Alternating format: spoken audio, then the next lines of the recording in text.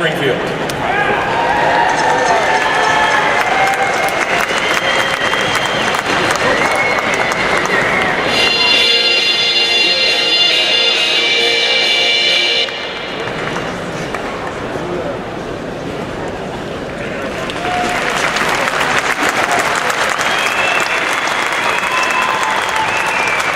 Good afternoon, everyone. I'm Dr. Scott Lively. I'm a constitutional law attorney and a pastor, and I come from Shelburne Falls, Massachusetts. And I'm here to represent the full-spectrum conservative perspective of republicanism. I don't need a teleprompter. I don't need notes because I know what I believe in. I remember there was a guy that we had as a president recently who had to speak with a teleprompter, and he was replaced by another guy. What was his name? Mr. Trump. Mr. Trump. You know, Charlie, you were taking a lot of credit for a lot of positive economic changes that have taken place here in Massachusetts. But I'm telling you, there is only one man in this nation that's responsible for the economic miracle that we've experienced since the election of 2016. That's our president, Donald Trump. You did not do that, Charlie Baker. That's stolen valor.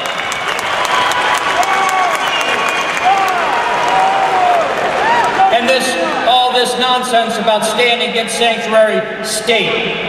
Why aren't you standing against sanctuary cities? That's what we actually have. You wouldn't even go and meet with Mr. Pence, our vice president, a decent, good man. Charlie Baker couldn't be seen, said he had schedule problems. He was at the Chamber of Commerce meeting, but he was available a couple weeks later to accept the endorsement of Sanctuary City Mayor Dan Rivera. You can't have it both ways, Charlie. You can't pretend to be a conservative by opposing sanctuary state when you're hanging out with Marty Walsh and Dan Rivera and the rest of the leftists that are pushing their agenda in the state. Now, folks, I was raised in Shelburne Falls. I was born in 1957. And when I was born, this is the problem with letting Democrats in the Republican Party. See, they don't let people, would security remove this person? All right, I'm not going to be heckled during my speech. You know, they're giving away free marijuana over at the City Hall. You could get over there if you run over. Yeah, folks, this is what our party's descended to under the management of Charlie Baker, right? You're acting like Democrats, not Republicans. Republicans believe in respect. Republicans believe in basic, fundamental values. In 1957, Massachusetts was a different country. A family could live on one income. You didn't have to have two parents out working, barely making a living. You could let your kids go out and play. You didn't have to worry about a pervert behind every bush. The churches were full and the jails were empty. The factories were humming. The economy was booming. Many of these beautiful buildings that we see all over the state were built during that time. Except now they've been crumbling all this time. You know who the person that's mostly responsible for that? The Boston Globe identifies Charlie Baker as the mastermind of the finance plan for the Big Dig. And you know how he paid for it? You know how he paid for the Big Dig? He dedicated federal highway and transportation dollars to paying off the Big Dig instead of fixing the roads and bridges from 1994 until today. The roads and the bridges were already bad then. Now they're crumbling. You ever drive down the Route 90 and look at the bridge supports between the exits 17 and 18? They're literally falling apart. Big giant chunks of the concrete have fallen out and the steel rebar is sticking up there. It's like something out of the third world. No, this state is not better off with you, Charlie Baker. We're in worse shape. We need real conservative values in Massachusetts. We're tired of going to the left. You know, My wife and I spent most of the last 2 years traveling around the world studying the populist conservative movement in 27 countries. We were in London for the Brexit vote. We were in Hungary for Viktor Orban's stand against the European Union. We were in Romania, Bulgaria, the Netherlands. We were in Central Asia. We were in the Middle East. We were in Scandinavia because we wanted to see with our eyes, our own eyes, the new wind that's blowing across the world. And it's moving the world to the right. Massachusetts has been going to the left all these years, and now it's time to turn to the right. You know, the phenomenon, President Donald Trump didn't invent the populist movement that put him in office. He accepted, he rode the wave into office. That same wave exists here. We're gonna change things. Let me just switch. I want to talk about actually winning, how we turn things around. First of all, you have to recognize what the Democrats do, how the Democrats control everything.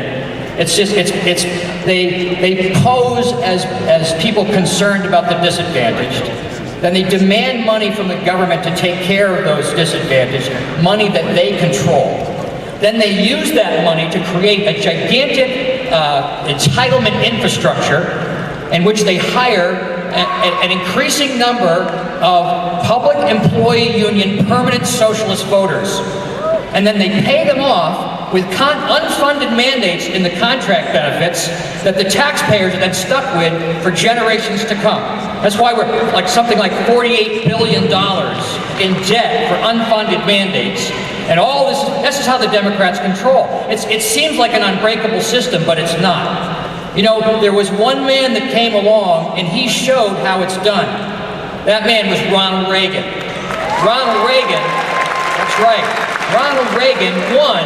He's the only Republican president to win in Massachusetts since Eisenhower, and he did it in 1984, 1980 as well, because he stood on social and fiscal conservatism. All right? You know, the Baker people and the RINOs here in this room, they tell all of us conservatives, yeah, that's right, we can hear you. They tell all the rest of us that a conservative can't win in Massachusetts. You know why they say that? They say that because they don't believe in real conservatism. They don't want us to be talking about those things because they have no passion for it. They don't agree. They're pro-aborts.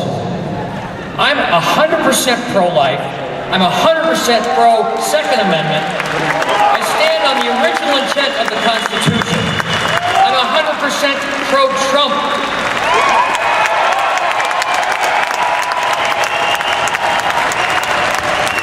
And we can turn this state around.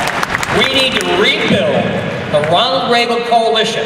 And that means all you people in this room that have been having your arms twisted and been told to put in a blank ballot instead of voting for Lively, why don't you just vote your values for a change? Stand on what you really believe in. You know, Scott Lively can beat either of those two Democrats that they're going to be in the general election. I think they're actually going to go with the hard left progressive, because that's where the energy is on the left. Wouldn't it be great for once in our lifetime to have a real, authentic, conservative Republican squared off against a hard left liberal? When I won that election, it would be a political earthquake equivalent to what happened in 2016. And we can do it if we stick together. Conservatives, vote your values. Stand on what's right. And I'll be there with you. Thank you very much.